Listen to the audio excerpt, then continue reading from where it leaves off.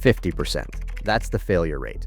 According to the National Roofing Contractors Association, approximately 50% of DIY roof installations and replacements fail within the first 5 years. 5 years on a roof that's supposed to last 25 to 30. And here's the part that should genuinely scare you. When those DIY roofs fail, they don't just leak, they void your entire manufacturer warranty. They can get your insurance claim denied, and the cost to rip it all off and redo it properly, about 50% more than if you'd just done it right the first time. But here's the thing, installing shingles isn't rocket science. Professional crews do it every single day.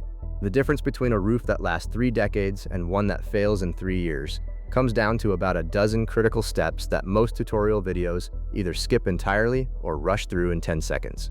I'm not going to do that. This is the complete guide. Every step, every mistake, every secret that professional roofers know and YouTube tutorials leave out. Whether you're doing this yourself or hiring someone, by the end of this video, you'll know exactly what a proper installation looks like. Step 1. Safety and prep. The step everyone skips. Before a single shingle touches your roof, you need to handle 2 things that most people rush past: safety and preparation. Roofing is one of the most dangerous home improvement jobs in America. You're working at height on a sloped surface covered in gritty granules that act like sandpaper in dry weather and ice rinks when wet. Falls from roofs send tens of thousands of people to the emergency room every year. You need a full-body safety harness attached to a roof anchor at the ridge. Non-negotiable. You need soft-soled shoes with high-grip rubber. Leather-soled boots will slide on shingle granules and take you right off the edge. Gloves, safety glasses, and if your roof is steeper than a 4-12 pitch or higher than 1 story, seriously consider hiring a professional. The savings aren't worth the risk. Next, prep. Check the weather forecast. You want a clear, dry day with temperatures between 45 and 85 degrees. Shingles installed in extreme cold become brittle and crack. Shingles installed in extreme heat get soft and can be damaged by foot traffic. The adhesive strips also won't seal properly in cold weather, leaving your shingles vulnerable to wind uplift. Clear your yard of furniture, grills, and anything that could be damaged by falling debris. Lay tarps around the base of your house to catch old shingles and nails, and warn your neighbors. Roof work is loud. Starting at 7 a.m. without a heads up is a great way to make enemies. Step 2. Tear off the old roof. Don't cheat this. This is where some homeowners try to save money by layering new shingles over old ones. Don't do it. Most shingle manufacturers require a complete tear-off down to bare decking as a condition of their warranty. If you layer new over old, your warranty is void from day 1. You also trap moisture between the layers, hide rotted decking that needs replacing, add unnecessary weight to your roof structure, and create an uneven surface that prevents the new shingles from lying flat and sealing properly. Start from the top and work down. Use a roofing shovel or pry bar to lift and remove the old shingles. Pull out all the nails, get everything off, including the old underlayment, flashing, and any leftover debris. Sweep the entire deck clean. Now inspect every square inch of that decking. Push on it with your hand. If it feels soft, spongy, or gives under pressure, that section is rotted and needs to be replaced immediately. Cut out the damaged area and replace it with new plywood or OSB of the same thickness. A roof is only as strong as what's underneath it. If you install beautiful new shingles on top of rotten decking, you're building a castle on quicksand. This step is boring. It's messy, it's the least glamorous part of the entire job, and it is the single most important step in the entire process. Step 3. Drip edge and ice and water shield, the invisible heroes. Here's where we enter the territory that separates professional installations from amateur ones. Because this step is invisible once the roof is done, and that's exactly why people skip it. First, install the drip edge. This is a thin L-shaped metal strip that goes along the eaves and rakes of your roof. It directs water away from the fascia board and into the gutters. Line it up flush with the edge, pull it down about ½ an inch from your chalk line, and nail it every 12 inches with galvanized roofing nails. Many homeowners skip drip edge entirely because they've never heard of it. Professional roofers never skip it. It's one of the simplest components on the roof and one of the most important for preventing water damage behind the gutters. Next, apply ice and water shield along the eaves. In cold climate states, this is critical for preventing ice dams. Roll it out along the bottom edge of the roof, extending at least 24 inches past the interior wall line. Also apply it in valleys, around chimneys, around skylights, and around any roof penetrations like vent pipes. Ice and water shield is a self-adhering rubberized membrane that creates a completely waterproof barrier. If water ever backs up under your shingles from ice dams or wind-driven rain, this membrane stops it from reaching your decking. In warmer states where ice dams aren't a concern, many builders still use it in valleys and around penetrations because those are the areas where 90% of roof leaks originate. Step 4. Underlayment, your roof's second skin. After the ice and water shield, the rest of the roof gets covered in underlayment. Think of this as your roof's second line of defense. If shingles are the armor, underlayment is the chainmail underneath. You've got two options: traditional felt paper, usually 15 or 30 pound, or synthetic underlayment. Synthetic is lighter, stronger, more water resistant, and doesn't wrinkle or tear as easily. It costs more, but most professionals have switched to synthetic almost entirely because it outperforms felt in every category. Roll it out horizontally, starting from the bottom and working up. Overlap each row by 2 to 4 inches, following the manufacturer's specifications. Staple or cap nail it to the deck so it stays flat and secure.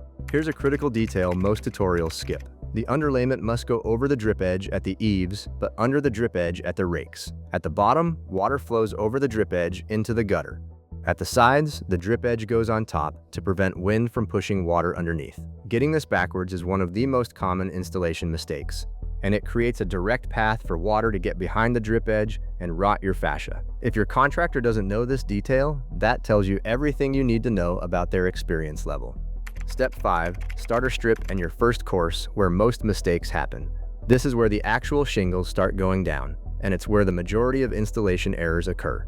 The starter strip is a specialized shingle that goes along the very bottom edge of the roof before your first full row. Its job is to provide a seal point for the tabs of your first course of shingles and to prevent water from sneaking between the gaps. You can buy purpose-made starter strips, or you can cut the tabs off a regular shingle and use the top portion with the adhesive strip. Position them along the eave, overhanging the drip edge by about 1/4 to 1/2 inch. This slight overhang directs water off the edge and into the gutter instead of letting it curl back underneath. Now your first full course goes directly on top of the starter strip. Start at the bottom left corner. Align it with your chalk lines. And here's the step that makes or breaks your entire roof: nailing. Each shingle gets 4 nails. In high wind zones, 6. The nails must go in the manufacturer's designated nail zone, which is a narrow band just below the adhesive strip. Too high, and the nail misses the shingle below, meaning wind can lift the shingle right off. Too low, and the nail sits in the exposed area where water flows, creating a direct leak point. This is the #1 reason manufacturers deny warranty claims: improper nailing. And it's the #1 thing inspectors look for if you ever file a claim. Step 6. Staggering, courses, and working up the roof. Now you're laying courses up the roof, and the key word here is stagger. Every row of shingles must be offset from the row below it so that the vertical seams between shingles never line up in a straight line. If seams align vertically, water follows that seam straight down like a highway to your decking. Here's the standard pattern. Your first course starts with a full shingle. Your second course starts with a shingle that's been cut 6 inches shorter. Third course, cut 12 inches off. Fourth course, cut 18 inches. Fifth course, cut 24 inches. Sixth course, back to a full shingle. This creates a cascading stagger that forces water to flow over the face of each shingle rather than finding a seam to dive into. Use chalk lines snapped every 5 inches up the roof to keep your courses straight and your reveal, the exposed portion of each shingle, consistent. The standard reveal for architectural shingles is 5 to 5 and 5/8 inches, depending on the manufacturer's specifications. Work methodically. Don't rush. Check your alignment every few rows, because here's what happens when you rush. The rows start to drift. By the time you reach the ridge, your shingles are visibly crooked. It looks terrible from the street. And more importantly, uneven rows create gaps that compromise water protection. Step 7. Valleys, flashing, and penetrations, where 90% of leaks start. If your roof has valleys where 2 slopes meet, chimneys, skylights, or vent pipes, pay extremely close attention, because 90% of roof leaks start at these transition points, not in the middle of a shingle field, at the edges, the joints, and the holes. For valleys, there are 2 main methods. Open valleys use metal flashing visible down the center with shingles trimmed back on each side. Closed or woven valleys overlay shingles from each slope across the valley line. Both work when done properly. Open valleys are generally easier and more forgiving for less experienced installers. For chimneys and vertical walls, you need step flashing. These are small L-shaped metal pieces installed 1 per course, alternating with each row of shingles. They create a stair-step pattern that channels water away from the wall and onto the shingles below. Never rely on sealant or caulk alone for these transitions. Caulk fails within a few years. Metal flashing lasts decades. For vent pipes, use rubber pipe boots that slip over the pipe and sit under the shingles above while overlapping the shingles below. The rubber creates a flexible, waterproof seal around the pipe. Cheap pipe boots dry out and crack in 5 to 7 years. Invest in quality ones with aluminum bases. Step 8. Ridge caps and the final seal. You've worked your way from the eave to the peak. Now it's time to cap it off, literally. Ridge cap shingles are specially designed pieces that bend over the ridge line, the highest peak of your roof, and seal the gap where the two slopes meet. You can buy purpose-made ridge cap shingles or cut them from regular shingles. Start at one end of the ridge, working toward the prevailing wind direction so the overlaps face away from the wind. Each ridge cap overlaps the one before it.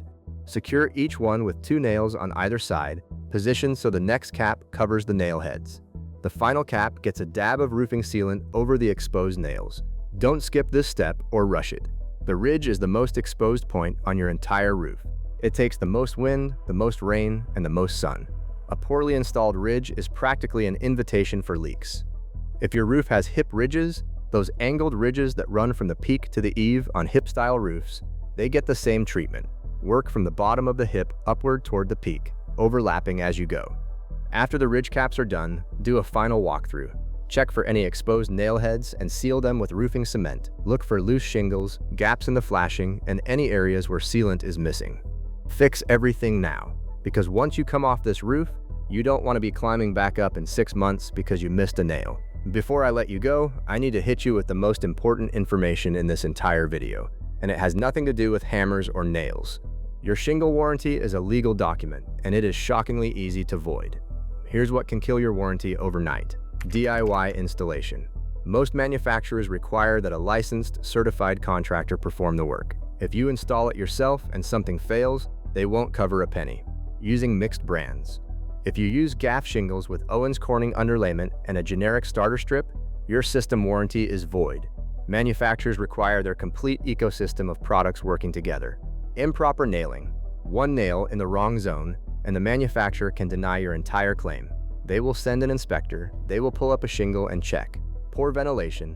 If your attic doesn't have proper intake and exhaust airflow, the manufacturer can blame shingle failure on trapped heat and moisture and deny the claim. And pressure washing. It strips granules and voids your warranty instantly. So here's my honest take.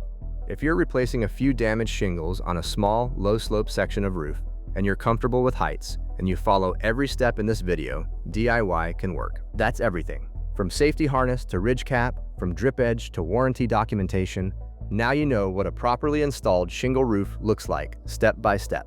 Whether you're doing it yourself or hiring someone, you now have the knowledge to tell the difference between a professional job and a hack job. And that knowledge alone could save you tens of thousands of dollars. Save this video, share it with anyone who's about to get a new roof. And if this was the most complete roofing installation guide you've ever watched, smash that like button. It helps other homeowners find this before they make a 50% failure rate mistake. And now that you know how shingles should be installed, you need to know the 5 roofing scams that are exploding in 2026. Because even if you hire a contractor, some of them are pulling tricks you've never heard of. That video is right here. Watch it next. Protect yourself.